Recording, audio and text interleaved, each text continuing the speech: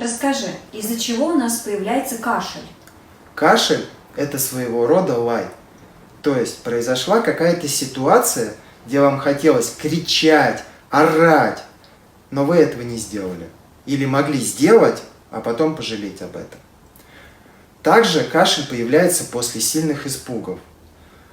Вы чего-то очень сильно испугались, и вам было тяжело дышать. Но так как кашель у нас связан напрямую с бронхами, а бронхи у нас завязаны на территориальных конфликтах, эти конфликты, как правило, происходят на вашей территории.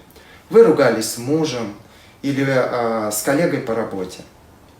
Поэтому поймите, где произошел испуг или где вам нужно было выкричать, высказать свое, и кашель пройдет.